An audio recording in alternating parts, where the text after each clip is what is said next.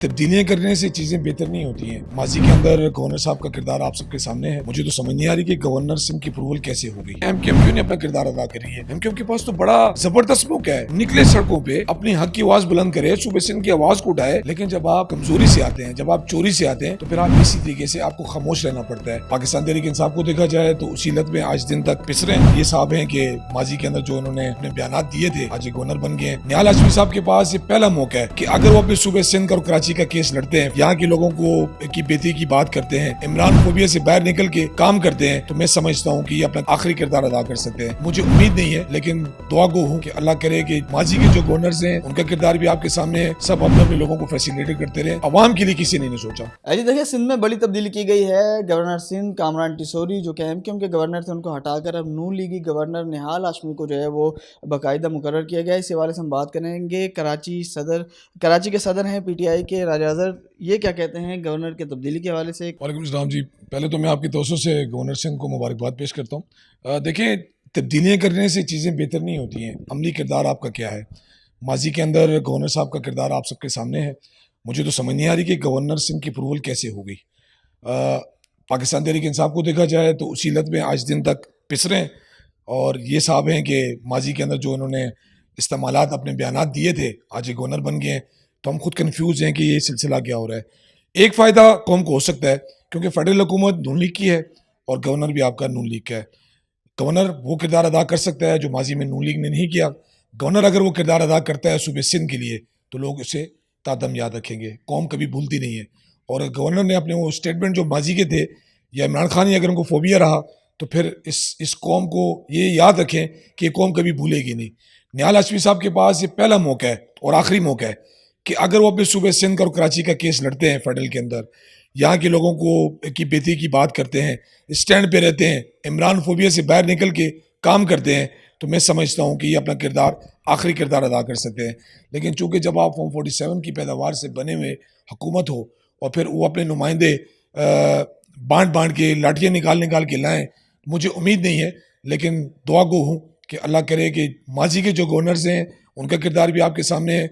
सब अपने अपने लोगों को फैसिलिटेट करते रहे। अवाम के लिए किसी ने नहीं सोचा। निहाल हाशमी साहब, आपको पैगाम है पाकिस्तान तहरीक इंसाफ के प्लेटफॉर्म से कि अगर आप अवाम के लिए सोचेंगे तो सुरखरू होंगे, और अगर आप अवाम के लिए नहीं सोचेंगे तो आपका भी वही हाल होगा जो सोशल मीडिया पे माजी के गवर्नरों का हो रहा है। ठीक है, अच्छा इसमें ये बताएगा कि कामरान टिसोरी की जानिब से कहा जा रहा है कि उनको तो पता ही नहीं था, उनको हटा दिया गया है। एमक्यूएम भी काफ़ी तहफ़्फ़ुज़ात का इज़हार कर रही है, काफ़ी नाराज़ नज़र आती है और कह रहे हैं कि ईद के बाद जो है लाएमल भी तय करेंगे। फ़ारूक सत्तार कह रहे हैं कि जो है हुकूमत से बाहर आ जाना चाहिए, लेकिन दूसरे रहनुमा कह रहे हैं कि कशीदगी को नहीं बढ़ाना चाहिए। तो उस पर क्या कहेंगे? देखिए, कशीदगी नहीं, आप अपने हक की आवाज़ बुलंद करें। एमक्यूएम क्यों नहीं अपना किरदार अदा कर रही है? लेकिन एमक्यूएम कैसे अपना किरदार अदा करे जब आप करप्ट हों, जब आप बंदर बांध करके आए हों? एमक्यूएम के पास तो बड़ा ज़बरदस्त मौका है, निकले सड़कों पे अपनी हक की आवाज़ बुलंद करे, सूबे सिंध की आवाज़ को उठाए। लेकिन जब आप कमज़ोरी से आते हैं, जब आप चोरी से आते हैं, तो फिर आप इसी तरीके से आपको खामोश रहना पड़ता है। मैं समझता हूँ कि एमक्यूएम के पास इस टाइम बड़ा किरदार है। सड़कों पे निकले, अपने हक की आवाज़ बुलंद करें, कराची के इशूज़ को रेज़ करें, सिंध के इशूज़ को रेज़ करें। लेकिन आपने देखा माजी में भी इन्होंने यही काम किया। रजीम चेंज के अंदर भी इन्होंने बड़ा किरदार अदा किया। आज कराची लहूलुहान हो रहा है, सूबा सिंध हमारे लहूलुहान हो रहा है, लेकिन एमक्यूएम की आवाज़ हमें कहीं पे भी नज़र नहीं आ रही।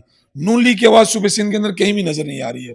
एमक्यूएम अगर अपना किरदार अदा नहीं कर दी है, तो जैसे ये 2014 से माइनस होते आए हैं, तो मैं समझता हूँ कि 2026 भी इनका माइनस होने का दौर है। कामरान टिसोरी हो या कोई भी हो, एक गड़ा, इनके अंदर भी 3 धड़े बन चुके हैं। देखें, ये कहते हैं पाकिस्तान तहरीक इंसाफ तकसीम का शिकार हो चुकी है, खत्म हो चुकी है।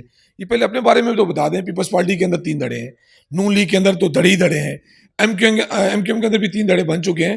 तो ये जा किस तरफ रहे हैं? लेकिन नुकसान आवाम को हो रहा है। अगर आपने अवाम को फैसिलिटेट करना है, अगर आपने अवाम के हकूक़ का ख्याल करना है, कामयाबी हासिल करनी है, तो आपको अपना किरदार, कलीदी किरदार अदा करना होगा। मैं समझता हूँ कि उनके पास बेहतर मौका है, वो फौरी तौर पर असेंबली से रिज़ाइन करे और अवाम के साथ आके सड़कों पे बैठे। ठीक है, और दूसरी तरफ ये कहा जा रहा है कि जो आईटी के कोर्स कराया जा रहा था वो तमाम ख़त्म कर दिया गया, तमाम प्रोग्राम ख़त्म कर दिए गए। कामरान टिसोरी कह रहे हैं कि निहाल हाशमी ने आते ही ख़त्म किए, और निहाल हाशमी की तरफ से कहा जा रहा है कि कामरान टिसोरी जाते हुए ख़त्म करके गए हैं। तो उस पर क्या कहेंगे? देखिए, पाकिस्तान तहरीक इंसाफ तो आपको पता है एजुकेशन के मामले में बड़ा सख्त एक्शन है, और हम इस बारे में कहते हैं कि आईटी के निज़ाम को ख़त्म नहीं होना चाहिए। जो अच्छा काम हो रहा है, जो अच्छा काम चल रहा है, उसको कंटिन्यू करना चाहिए। हमारे मुल्क के बच्चे हैं, ये कोई बाहर से आके बच्चे नहीं पढ़ रहे हैं। वो चाहे एमक्यूएम के हैं, वो चाहे आम शहरी हैं, वो चाहे किसी भी जमात के हैं, लेकिन अच्छा काम हो रहा है, अच्छे काम को अप्रिशिएट करते हैं और हम डिमांड करते हैं कि अगर ये तालीमी मसले के ऊपर कोई कलीदी किरदार माइनस में जा रहा है तो ये नहीं होना चाहिए, उस तालीमी निज़ाम को कंटिन्यू करना चाहिए और जो लोग उसके अंदर अपना किरदार अदा कर रहे थे उनको करना चाहिए। और गवर्नर से भी मैं ये मुतालबा करता हूँ कि तालीमी निज़ाम जो चल रहा था उसको कंटिन्यू रखना चाहिए। बहुत शुक्रिया सर।